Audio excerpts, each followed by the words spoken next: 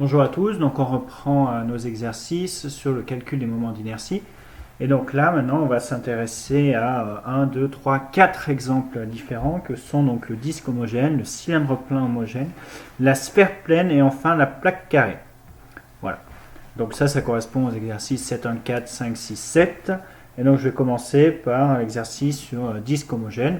Et donc n'oubliez pas que vous avez ici, là, hop, donc un petit rappel que vous pouvez vous remémorer au fur et à mesure qu'on va corriger donc les exercices. Alors, donc on avait déjà calculé le moment d'inertie d'une tige homogène par rapport à un axe qui passait par son centre et son côté. Maintenant, on va s'intéresser au moment d'inertie donc d'un disque homogène par rapport à deux axes delta et delta prime. Un premier axe delta donc, qui passe par le centre du disque et un deuxième axe delta prime qui du coup fait coupe le cercle et passe par son centre. Donc ça c'est l'exercice 7.1.4.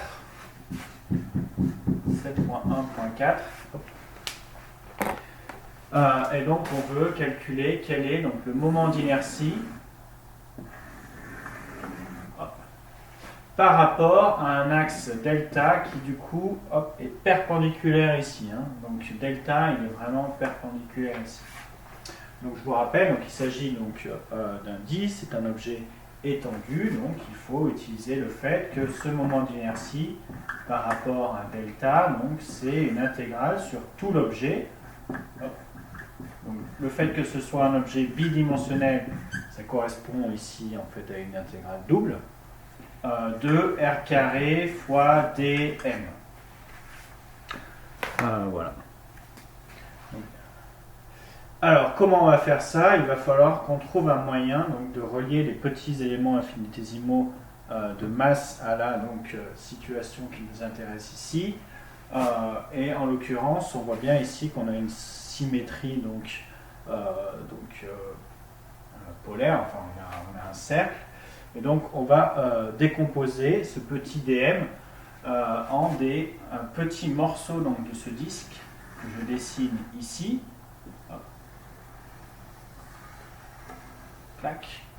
Donc, ils ont une extension ici dans l'espace dr, et ce qui nous intéresse, c'est quelle est la surface associée à ce petit morceau de disque, sachant que du coup, ds ici, c'est-à-dire vraiment la surface ici que j'ai assurée, ça va être quoi? Ça va être le périmètre, donc 2πr, multiplié par le petit élargissement, donc 2πr dr.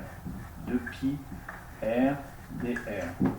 Donc 2πr le périmètre multiplié par le fait que ça a une épaisseur dr, ça nous donne donc la surface qu'il y a ici.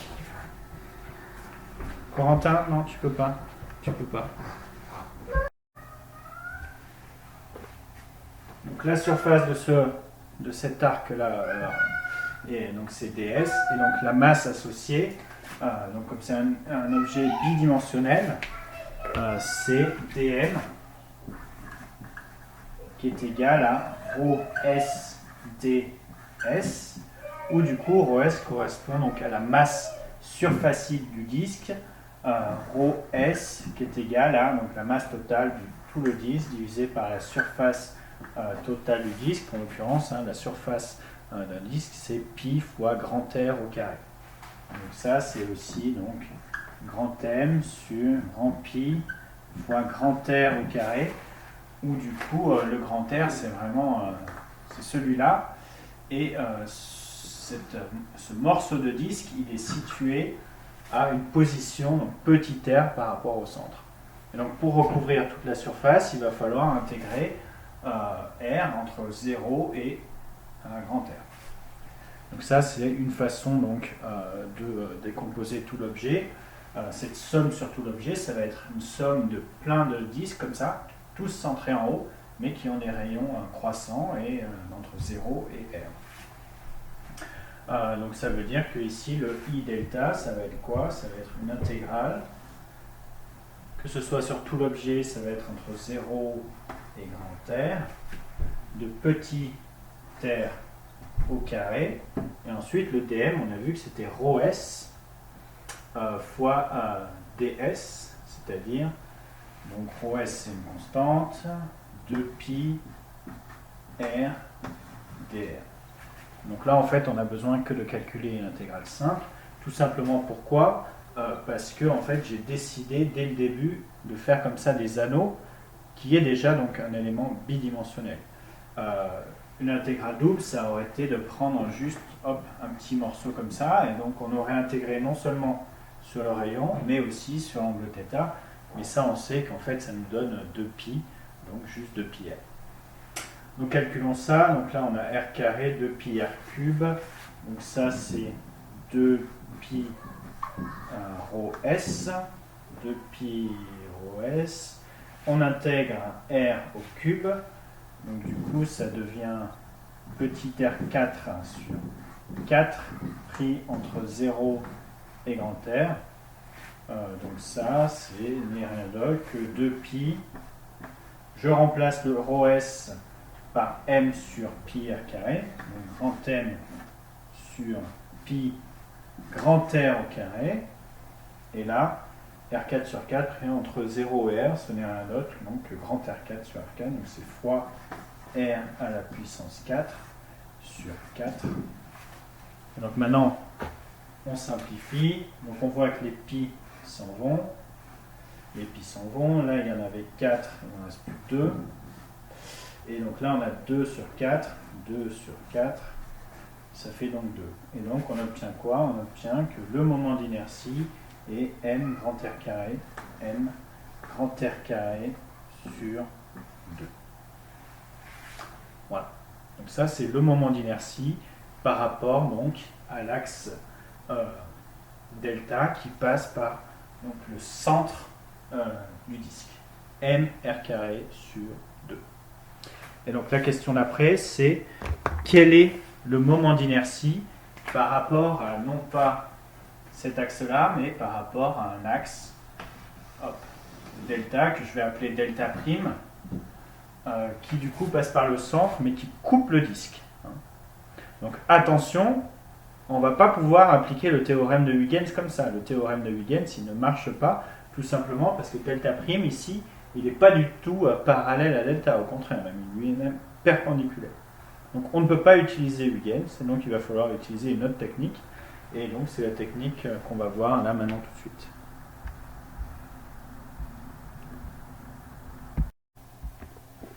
Donc cette technique est en fait une légère astuce. Donc j'ai réécrit ici le I delta, donc, qui était le moment d'inertie par rapport à cet axe-là. Et donc maintenant, on veut, par rapport à l'axe delta prime qui coupe ici, donc ça voudrait dire quoi? Ça voudrait dire qu'on veut connaître quelle est donc la répartition spatiale de la masse, donc de part et d'autre de cet axe delta prime. Donc on cherche I delta prime qui du coup est égal à donc, l'intégrale sur tout l'objet de r carré dm, et donc si on voulait y aller de but en blanc, il faut essayer de trouver une symétrie qui corresponde bien à ce dm. Alors c'est pas comme ça qu'on va faire, parce que en fait c'est pas si trivial que ça, mais par contre on va écrire la chose suivante, c'est que on voit bien que si je prends donc le moment d'inertie par rapport à cet axe là, donc je l'appelle, donc c'est ce que je cherche, c'est I delta prime. Ici, en gros, donc c'est par rapport à l'axe Y, donc mon I delta prime. Si en gros je dis que ça c'est Y, je vais l'appeler donc I l'axe des Y. Il n'y a aucune raison que ce soit différent pour, par exemple, celui-là que je vais appeler l'axe des X. Ça c'est l'axe des Y, et en fait n'importe quelle situation comme ça. Donc, en l'occurrence, on a quoi? On a IY qui est égal à IX. Donc, I delta prime égale IY qui est égal à IX. Donc, sachant que ici, en fait, l'axe des X, c'est cet axe-là, et l'axe des Y, c'est celui-là. Ok. Sauf que du coup, maintenant, si par exemple j'écris IX, c'est quoi? C'est donc une intégrale sur tout l'objet de la distance par rapport à l'axe des x au carré dn. Donc la distance par rapport à l'axe des x, si je prends un morceau qui est là, la distance par rapport à l'axe des x, on voit bien que c'est sa coordonnée y. La distance ici, hop, hop, hop, c'est la coordonnée y. Donc ça c'est juste y au carré dn. De la même manière, iy, ça va être une intégrale sur tout l'objet. De quoi? De la distance par rapport à l'axe des y. La distance par rapport à l'axe des y. On voit bien que cette distance par rapport à l'axe des y, c'est cette distance-là. Et ça correspond donc à la coordonnée selon x. Donc, du coup, ça devient x au carré dn. Sauf que si maintenant, je fais la somme des deux, ix plus iy, qui sont chacun d'entre eux égal à delta prime, donc ça, ce n'est rien d'autre que 2 fois i delta prime, c'est-à-dire 2 fois ce que je cherche, c'est égal à donc, une intégrale de x carré plus y carré dm. Mais x carré plus y carré, donc si ça s'appelait y, ça s'appelle x, en fait, ça correspond à quoi? Ça correspond à r. X carré plus y carré égale r carré. Hop. Et donc ça, c'est une intégrale, toujours sur tout l'objet, de r carré dn. Et ça, c'est exactement le calcul qu'on a fait juste avant. Et ça, on sait que c'est égal à grand M r carré sur 2. Et du coup, c'est égal à ix plus y, sachant qu'ils sont tous les deux égaux et aussi égal à i delta prime. Donc ça, on sait que c'est 2 fois i delta prime, ce qui nous permet donc de terminer en écrivant tout simplement que i par rapport à l'axe delta prime, c'est la moitié de ça, c'est-à-dire grand M r carré sur 4. Voilà. Donc là, on a vraiment utilisé la symétrie pour trouver quel était donc le moment d'inertie par rapport donc à cet axe delta prime qui passe par le centre, et en fait n'importe lequel, on aura toujours ce m r carré sur 4, c'est-à-dire la moitié par rapport à l'axe qui passe par le centre, mais perpendiculairement. Voilà, donc ça c'était pour la fin donc, de l'exercice 7.1.4, et donc on va continuer sur un autre exercice sur le cylindre plein homogène. Donc, cylindre plein homogène qu'on va représenter donc, de la façon suivante. Donc, ici, nous avons notre cylindre. Hop.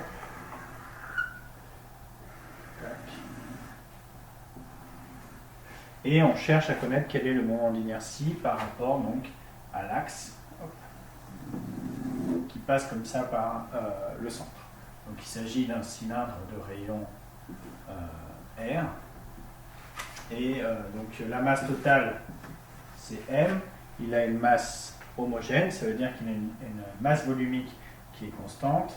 Donc ρV qui est égal à grand M sur grand V, sachant que le volume d'un cylindre plein comme ça, donc M sur, donc c'est quoi? C'est la section ici, donc c'est pi fois R carré, pi fois grand R au carré, fois la hauteur qu'on appelle ici h. Donc ici ça s'appelle h.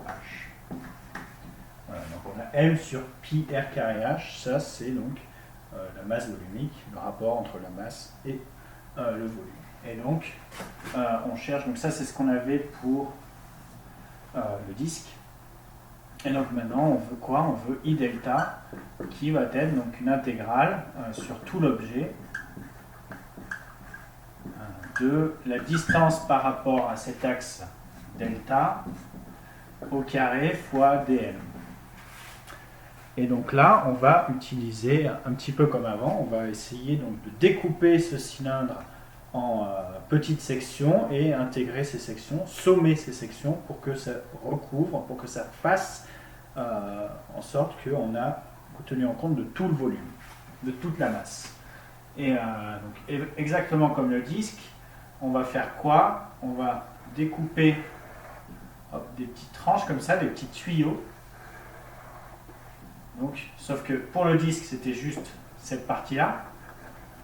Hein, donc localisé en R, de petites extensions spatiales dr. Et voilà, pour le disque, pour le cylindre, c'est la même chose, sauf que maintenant, hop, donc c'est un cylindre, donc il va falloir tenir en compte de tout ce volume, et donc on aura donc notre élément infinitésimal de volume, qui est donc cette surface multipliée par la hauteur. Hein, donc si on refait en bas, là, on a aussi donc toute cette hauteur. Donc là, c'est vraiment des tranches. Hein. Donc voilà, et du coup, donc ce dm, c'est quoi? C'est ρv fois un élément infinitésimal de volume. Et cet élément infinitésimal de volume, donc c'est ce qu'il y a ici écrit en noir. Et on sait que donc ça va être quoi le volume de ça? Donc ça va être 2πr dr, comme avant, comme pour le disque, mais fois h. 2πr dr fois h. En l'occurrence, du coup, ici, on a quoi? On a ρv, on savait que c'était grand M sur pi grand R carré h fois 2πr dr fois h. Chose très intéressante, on voit en fait que le h s'en va dès le début. Ce qui veut dire que ça, en fait, c'était quoi? C'était une espèce de ds et m. On a exactement le même calcul que ce qu'on avait avant. Donc le pi s'en va et on obtient, donc ça c'est m sur grand R au carré. Attention, ça c'est un grand R, ça c'est un petit r. M sur grand R au carré avec un facteur 2. Et donc on a juste petit r dr. Et donc ça c'est le petit élément infinitésimal de masse. Alors attendez. ρv dv de pi r dr fois h m sur pi r carré h. Ok.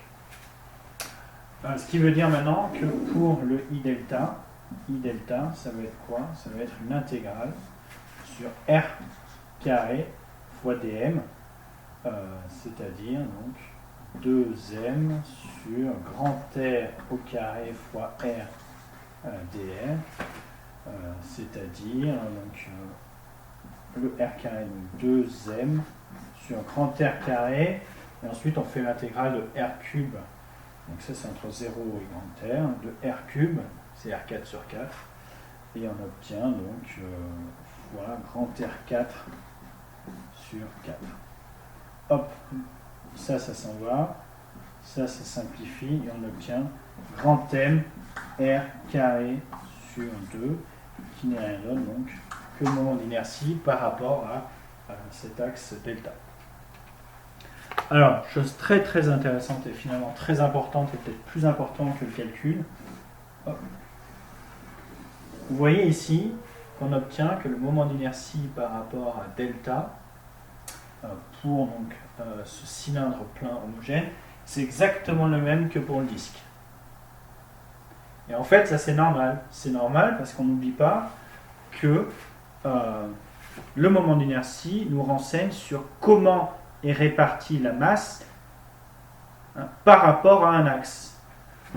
Et on voit bien que le fait que j'ajoute ici une dimension z, ça ne change pas l'extension spatiale de la masse. Ça ne change pas la façon dont est répartie la masse par rapport à cet axe delta, que ce soit donc pour un cylindre ou juste pour un disque. Donc c'est absolument normal d'avoir strictement donc le même moment d'inertie, mr carré sur 2, dans les deux cas.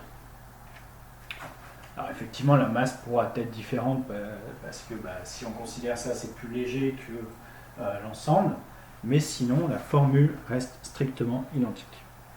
Voilà. Donc ça a conclué l'exercice numéro 7.1.5 sur le cylindre plein homogène. Et donc maintenant on va passer carrément donc, au cas tridimensionnel, mais qui est la sphère pleine homogène. Donc exercice de la sphère pleine homogène. Donc notre sphère est la suivante. La sphère, donc c'est vraiment un objet tridimensionnel et on veut calculer quel est le moment d'inertie par rapport à un axe qui passe ici par son centre que je vais appeler, alors ici je vais l'appeler delta, mais je vais aussi l'appeler, et vous allez voir pourquoi, je vais l'appeler aussi y. Voilà, c'est juste deux notations différentes. Tout simplement pourquoi? Parce qu'on peut aussi appeler cet axe-là l'axe des x, et enfin on peut donc dans cette direction de l'espace, la troisième direction, appeler cet axe-là l'axe des z. On voit bien que la façon dont est répartie la masse, que je regarde par rapport à l'axe des x ou des y ou des z, par symétrie, ça va être identique. Exactement comme tout à l'heure avec donc, le disque plein homogène, il y avait une symétrie. Donc ici, si par exemple j'appelle le moment d'inertie par rapport à l'axe des x, y, x, il est égal au moment d'inertie par rapport à l'axe des y, et il est aussi égal au moment d'inertie par rapport à l'axe des z. Donc en fait, on cherche l'un des deux, et la façon dont on va faire, c'est exactement comme pour le disque, on va se servir de la symétrie. Donc si par exemple, je veux écrire donc, le moment d'inertie par rapport à l'axe des x, c'est donc une intégrale de la distance au carré, donc dm. Donc la distance par rapport à l'axe des x, d'un point qui est situé comme ça, donc d'un élément infinitésimal de masse tridimensionnelle qui est localisé là-dedans. Donc on voit bien, par exemple, s'il est là, il a donc une projection suivant les x, il a une projection suivant, alors imaginons il est un petit peu en hauteur, du coup il a une projection suivant les x, il a une projection suivant les z, et puis il a sa projection donc qui est celle-là, donc sur les y. Donc ce point-là, je peux faire un espèce de vecteur là entre ici et là-haut, il est localisé donc à une distance r qui est là-haut. On voit bien que la distance par rapport à l'axe des x, c'est cette distance-là. C'est celle-là. Et cette distance-là, ce n'est rien d'autre que quoi? Ce n'est rien d'autre que la distance par rapport à l'axe des x, c'est la projection de celui-là sur l'axe des x, c'est-à-dire ça plus ça, c'est-à-dire si là on avait donc y, ça c'est donc un équivalent de z. Ça c'est l'hypoténuse avec ici un triangle, un rectangle. On obtient que la projection donc, sur l'axe des x, ce n'est rien d'autre que au carré, c'est y carré plus z carré dm. Voilà.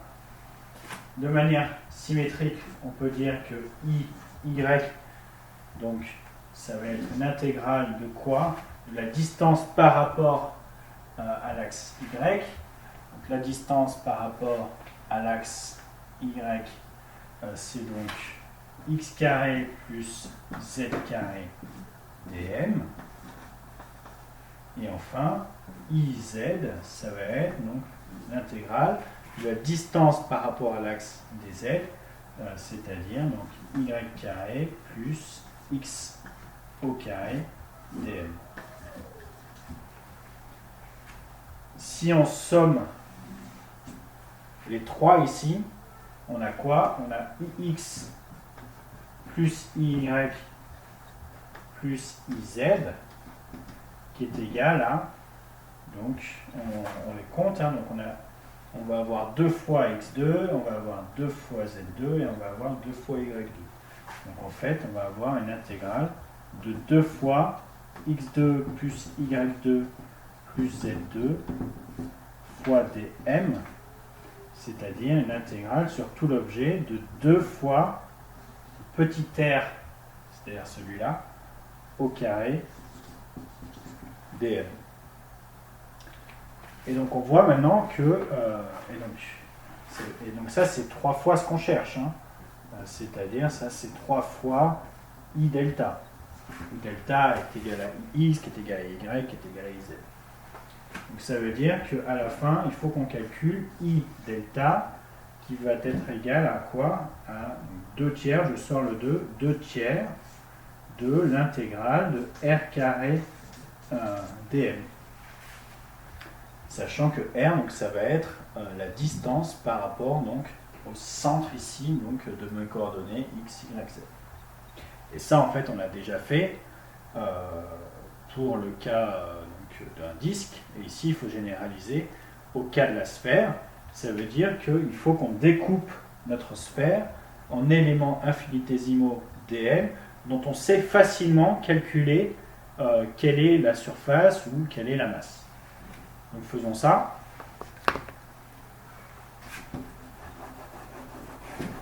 Faisons ça. On voit bien que la façon dont on va découper cette masse, ça va être de prendre des boules à l'intérieur donc de cette sphère pleine homogène. On peut très bien prendre une espèce de boule qui du coup a une extension ici dr. C'est une extension dr. Et là, le volume associé à ça, ça va être quoi? Ça va être la surface de cette sphère. Donc 4pi fois r carré multiplié par la petite extension donc dr spatiale, c'est-à-dire la largeur de cette boule qui découpe en fait la sphère pleine. dv égale 4pi r carré dr avec le lien avec la masse qui est égal à donc, la masse volumique fois dv, sachant que la masse volumique, c'est le rapport entre la masse et le volume, et ici c'est-à-dire grand M sur 4 tiers de grand pi grand R au cube. Donc on continue et donc on obtient quoi? On obtient donc I delta, ce qu'on cherche, c'est égal à 2 tiers d'une intégrale. Du coup, pour avoir tout l'objet, il faut prendre un morceau comme ça. Au début, il est tout petit, puis il s'agrandit, il s'agrandit, il s'agrandit. Ça, c'est contenu dans ce R-là, qui du coup, pour recouvrir tout l'objet, on va sommer donc entre 0 et grand R. Donc c'est une intégrale entre 0 et grand R de donc R carré, petit r carré, et ensuite dm, et dm on a vu que c'était ρv fois dv, c'est-à-dire 4pi petit r carré dr.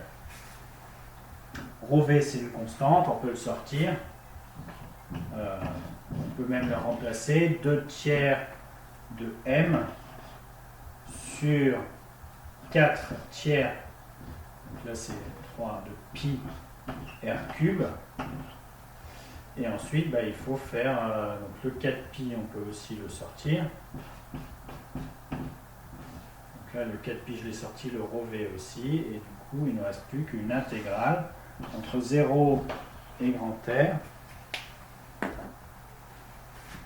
de r puissance 4 dr. Donc donc les 3 se simplifient, le 4pi aussi, il nous reste du 2m sur r cube, donc ça c'est du 2 grand M sur grand R au cube, et ensuite l'intégrale entre 0 et grand R, donc ici c'est un petit r, hein, attention. Ça c'est grand R puissance 5 sur 5. Donc ça c'est fois grand R puissance 5 sur 5. On voit que hop, le 5 se simplifie en 2 et on obtient 2 cinquièmes de grand M fois R au carré. Voilà. Donc ça c'est le moment d'inertie qu'on demandait dès le début. Donc ce grand I delta qui est le moment d'inertie par n'importe quel axe qui passe par le centre de cette sphère. 2 cinquièmes de grand M fois R au carré. Donc vous voyez que pour faire ça, on a fait appel à la symétrie du système et ensuite ça nous a permis de découper en petites boules cette sphère dont on connaît très bien, on sait calculer quel est le volume associé à une petite boule d'extension dr, et de là donc on a intégré entre 0 et grand R pour avoir toute la sphère pleine homogène. Voilà, donc ça conclut l'exercice 7.1.6 et maintenant on va passer à l'exercice suivant qui est l'exercice 7.1.7 qui est le calcul donc, du moment d'inertie pour une plaque carrée homogène.